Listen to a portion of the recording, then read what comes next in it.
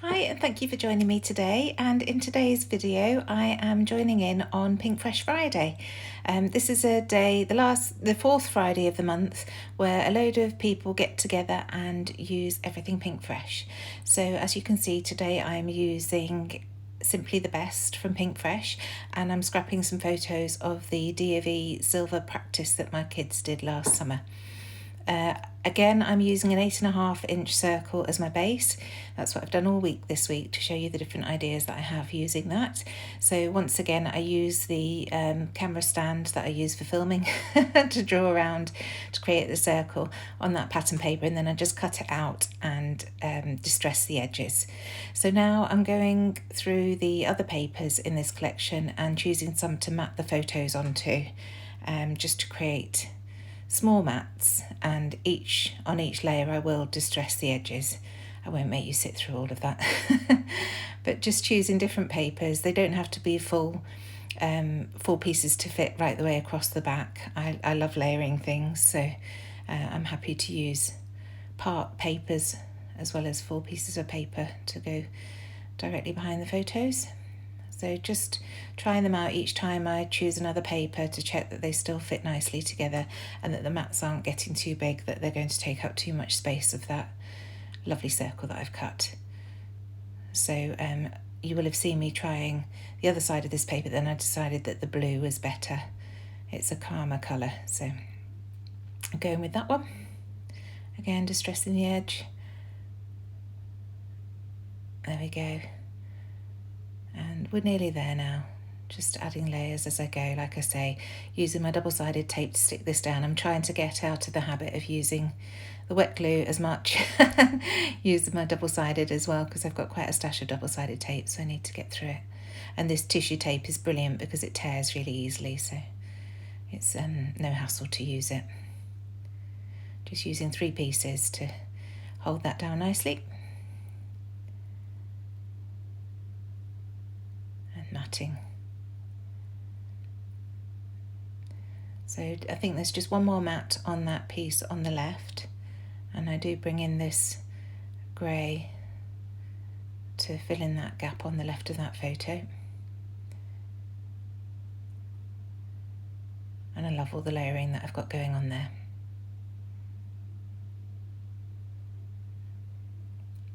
Just checking from the front that I have it exactly where I want it to go.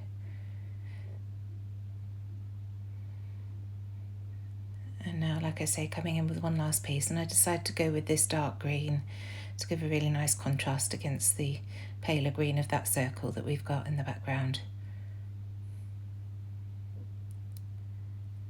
So once again, just trimming it down. This is going to be a full photo mat. And then scuffing the edges with that Tim Holtz edge distresser. And there you have it. So just glue that down, and then I can get these all adhered down onto the backing. Just having a check that I didn't want to use the other side of that paper, but I decided the darker side is better for more of a contrast.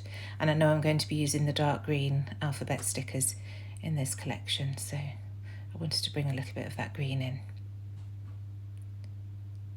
So using the double-sided tape on the back of the photos to get them both stuck together, and you'll see I just slotted them in next to one another. You can just see a tiny bit of the pattern paper poking through, and now I'm going to get this circle stuck down. I'm just going by eye to get this in the middle of the page. This is the only thing with double-sided tape, it really does make a mess, doesn't it? So there we go, it's down. And now I can add these photos. So I want to add some strips of pattern paper underneath the photos, and my eye was drawn to this one when I was looking through before I started filming, because I thought it would be really nice to cut out that diamond pattern to act as a border across the bottom of the photos. So just using the length of the paper that I've got left and trimming off the white bits, and there we have it. It almost looks like rickrack, doesn't it? It's nice. And then I'm tearing off a piece of the darkest navy on this paper to position underneath that. And want the tear facing downwards. And I just want one more piece now, and so I reach for some of the green and just create a thin strip. And then it's just a bit of faffing to work out exactly how these are going to be positioned, because that rickrack style piece is quite deep. I was surprised at how deep it was. It was covering up a lot of the green when I first started fussing, but you'll see I do manage to make it so that you can see all three clearly, and they're layered really nicely. So first of all, the blue piece going underneath the photos, and it's at this point I think this green needs to go underneath the photos as well, because if it was just those two pieces that would look lovely, but when I bring that grey piece in, it covers everything up. So then I'm trying to work out whether to put it below or above, but I don't want to cover up too much of those photos. I've already trimmed them down, so I just pull the whole lot down a little bit, including that green strip down a bit, and then just have that grey piece just settling along the bottom of the photos. So using my wet glue this time, because I've already got it in position, I didn't want to move things around. And getting these pieces down. And then I realised after I've added the glue, because I never make my life easy, do I, that I wanted to distress the edges of this green piece. We've got a torn edge on the blue, so I'm happy with that, but these definitely needed distressing. So I'm just dragging my fingernails across to break up the fibres on the edge of the paper and give it a bit of a distressed look. So this grey piece, I'll just add some glue to the top half of the zigzags, as you can see.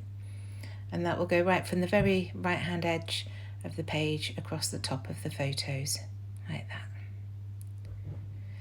So now that's done, I'm going to start embellishing, and I've pulled out my circle punches because there are so many circular elements on these papers in this collection that I want to focus on those. So this first piece says Wild at Heart, and that was punched from one of the pattern papers. And then I find this pattern paper with the circles on, and using my 1 1/4, I think it's my 2 1/4 inch punch there. The first punch, the yellow punch, was 1 1/2 inch. And this piece that I've just punched out says the only way to get there is to go. And then this piece says A for Adventure. It's half cut off, but I can just position it underneath those strips and it works nicely there. And then just one of the patterned pieces. So these are all using my 2 1/4 inch punch. And now I'm getting a feel for how the layout's going to go. I'm going into my box of pre-cut pieces. This piece says Stay Wild, and that's actually one of the ephemera pieces, but then these smaller circles are from the 6x8 paper or 6x6 paper pad that I previously punched. And as I say, now I'm getting a feel for the layout. I've decided that I want to do a diagonal line of these circles from the bottom left to the top right. So another one from that same pattern paper that I used at the beginning, and it says Just Winging It, because the kids really were. James is awful at direction.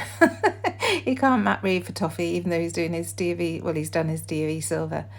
I think the rest of the group carried him somewhat.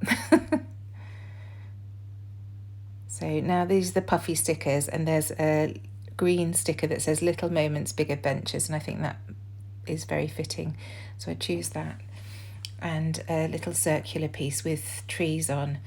It doesn't actually stay on the layout in the end because the colour was just too different from the other colours. I've used a lot of stark white, and that's a sort of beige colour, and I didn't really like the look of it there, so I do take that off eventually. And now these are the chipboard flare pieces, so just choosing a few of those. Again, another one that says Stay Wild,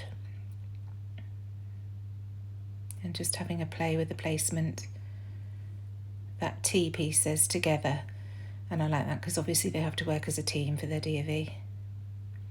And now these are the 6x12 sticker sheets, and I like that semicircle, well, it's an extended semicircle if you like, piece that says Out Exploring Here, and I do put that in the bottom right hand corner of that right hand photo. And that ticket piece that says Adventure, and then this piece I'm putting on now says So Incredible. So just finding pieces that are the right colours that I think will fit with the theme of the layout, and starting to glue everything down now. Again, use my wet glue just for ease, because it means that I don't have to lift too much up. I can just squidge it underneath without moving things too much. So quickly working my way around. Almost there now, just the top corner to do.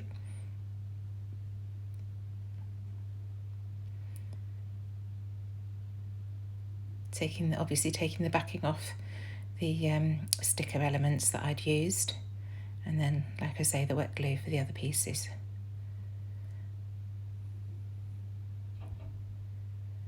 Last piece. Oh no, that little half piece that I'd used. I quite often do that if I'm taking something off the page. I'll use half of it top right and half of it bottom left, or whichever diagonal I've chosen to go with. So now bringing in the puffy sticker alphabet from this collection, and I'm just going to write D of E Silver Practice following the line of the circle, and I've done this on the previous layouts that I've created using this 8.5-inch circle as well. It just works really nice for either journaling or your title.